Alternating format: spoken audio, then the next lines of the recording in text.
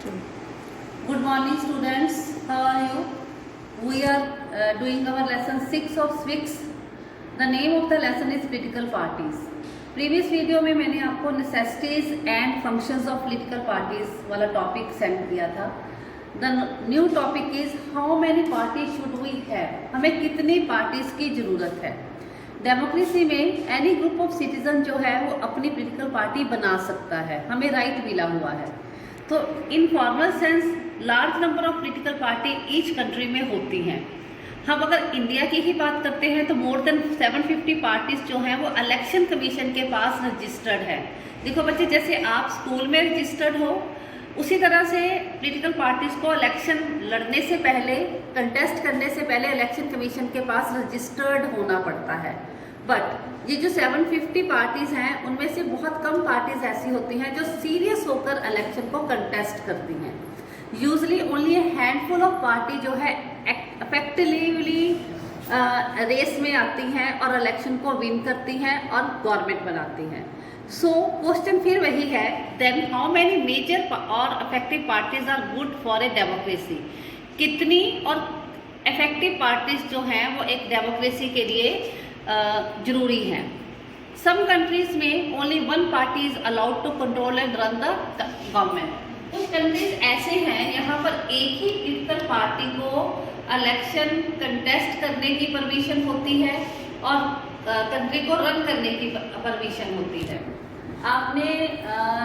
हमने 9th class में भी पढ़ा था कि चाइना में एक ही पॉलिटिकल पार्टी है. The name of the party is communist party. Legally speaking लोग फ्री होते हैं इन कंट्रीज में भी पॉलिटिकल पार्टीज फॉर्म करने में. बट इलेक्टोरल सिस्टम ही वहाँ पर ऐसा है कि किसी को भी फ्री कंपटीशन मतलब होता ही नहीं है. लोग जो हैं उनको कम्युनिस्ट पार्टी को ही वोट देने की परमिशन होती है. जब हम वन पार्टी सिस्टम को कंसीडर करते हैं तो ये गुड ऑप्शन नहीं है. अब क्वेश्चन क्या बनेगा, what do you mean by one party system? A country in which only one party contest the election and win the election and run the government is called one party system. For example in China. लेकिन अब इसके demerits क्या है? One party system जो है good option नहीं है. क्यों गुड ऑप्शन नहीं है? क्योंकि अगर एक ही पार्टी होगी, हो सकता है हमें वो पार्टी पसंद ना हो, तो हम क्योंकि कोई और अल्टरनेटिव नहीं है, हम किसी और को वोट नहीं दे पाएंगे. और सेकेंडली ये है कि एक ही पार्टी है, उसको पता है कि जीतना मैंने ही है, मैं जिस वे से मर्जी पॉलिसीज बनाऊँ, गवर्नमेंट को रन करूँ, मुझे चेक करने वाला कोई नहीं है. इसलिए एटलीस्ट डेमोक्रेटिक कंट्री में 2 पार्टीज जरूर होनी चाहिए. 2 पार्टीज जरूर होनी चाहिए. और लेकिन वन पार्टी सिस्टम में भी कुछ मेरिट्स भी हैं, गुण भी हैं, क्योंकि एक ही पार्टी होगी तो लॉन्ग टर्म की वो पॉलिसीज बना सकती है और जो कंट्री है वो बहुत ज़्यादा डेवलपमेंट कर सकता है. ठीक है. अब आप कोविड-19 का ले लो. चाइना से शुरू हुआ ये वायरस. चाइना में वन पार्टी सिस्टम है, कोई उसको अपोज करने वाला नहीं था. उसने जैसे तैसे इस वायरस को रोका. लोगों को जैसे बहुत ज़्यादा मुश्किलें भी आई, लेकिन क्योंकि उसके अगेंस्ट कोई बोलने वाला नहीं था कम्युनिस्ट पार्टी के, तो एट लास्ट सबसे पहले वायरस से उभरा भी कौन, इकोनॉमिकली बाहर भी कौन आया? चाइना ही आया. तो ये गुड ऑप्शन नहीं है. एनी डेमोक्रेटिक सिस्टम में एटलीस्ट 2 पार्टीज होनी जरूरी है इलेक्शन को compete करने के लिए. और फेयर चांस मिलना चाहिए कि कभी एक पार्टी जीते, कभी दूसरी पार्टी जीते. अब कुछ कंट्रीज में 2 पार्टी सिस्टम होता है और इलेक्शन जो है 2 पार्टीज में कंटेस्ट किया जाता है. सेवरल अदर पार्टीज होती हैं, इलेक्शन भी कंटेस्ट करती हैं, लेकिन उनको बहुत थोड़ी सीटें जो हैं वो मिलती हैं. ओनली 2 मेन पार्टीज जो है वो सीरियस चांस होता है उनका विनिंग का. एक जीतती है, दूसरी ऑपोजिशन पार्टी का रोल प्ले करती है. This system is called 2 party system. A system in which 2 major party contest the election and hold the government is called 2 party system. For example in America and United Kingdom. इन दोनों countries में 2 party system है. इसके merits क्या है? Merit ये है कि हमें एक ऑप्शन मिल जाता है, हम ए पार्टी को पसंद नहीं करते तो बी को देंगे, वोट दे सकते हैं. सेकेंडली ये है जो रूलिंग पार्टी है अपनी मनमर्जी नहीं कर सकती, क्योंकि सेकेंड पार्टी जो है उसको वॉच करेगी. इसके डीमेरिट्स क्या है कि हो सकता है कि हम दो में से किसी भी पार्टी को पसंद ना करें, तो फिर थर्ड ऑप्शन हमारे पास नहीं होगा। सेकेंडली ये है कि कंट्री जो है दो फैक्शंस में डिवाइड हो सकता है, दो ग्रुप्स में डिवाइड हो जाता है, जिससे देश की यूनिटी को खतरा हो सकता है। अब तीसरी टाइप का जो पार्टी सिस्टम है, if several party compete for power, अगर बहुत सारी पार्टीज जो हैं पावर के लिए कम्पीट करती है, more than two party have a reasonable chance to coming to power either on their own set or in alliance with other, we call it multi party system। जब किसी country में more than two political party contest the election and came in power, it is called multi party system. अगर तो उसको अकेले को majority मिलती है, फॉर एग्जांपल आज का इंडिया का एग्जांपल ले लो, एट प्रेजेंट सेंटर में बीजेपी की गवर्नमेंट है। जब इलेक्शन हुए थे तो इसको अकेले बीजेपी को ही मोर देन हाफ सीट जो है लोकसभा में मिल गई थी। लेकिन कई बार क्या होता है, किसी एक पॉलिटिकल पार्टी को उसको लगता है कि मुझे अकेले को वोट नहीं मिलेगी, तो वो एक अलायंस बना लेते हैं, गठबंधन बना लेते हैं।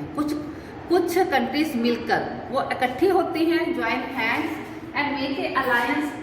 इसको अलायंस गठबंधन भी बोलते हैं और इनको फ्रंट भी बोलते हैं, ठीक है।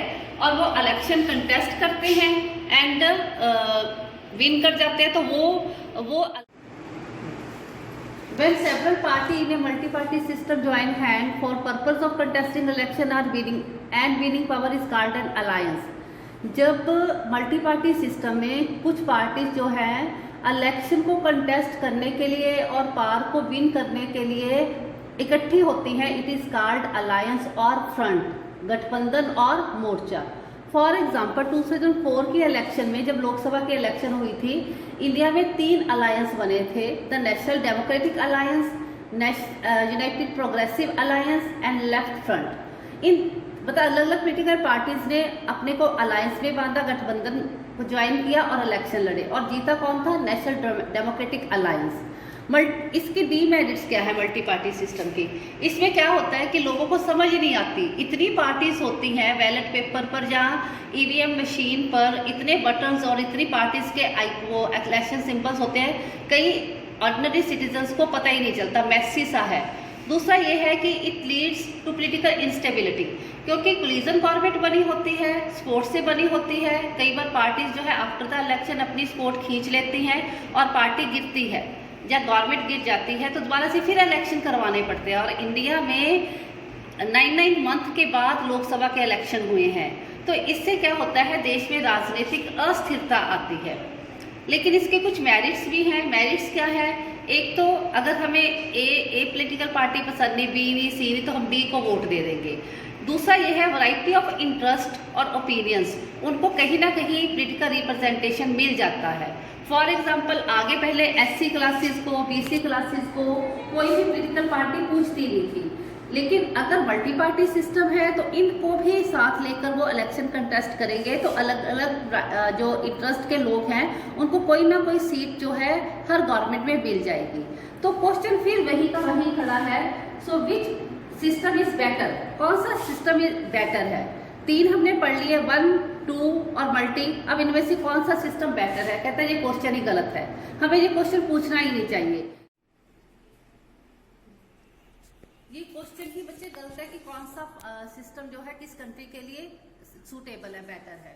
पार्टी सिस्टम जो है कोई भी कंट्री उसको चूज नहीं करता, ये लॉन्ग टाइम में डेवलप होता है। जैसे पहले बाय बर्थ बच्चा छोटा, फिर आगे एवेल्युएट होता है, फिर आगे बढ़ता है, उसी तरह से पार्टी सिस्टम भी किसी कंट्री को अडॉप्ट करते हैं लॉन्ग टाइम में।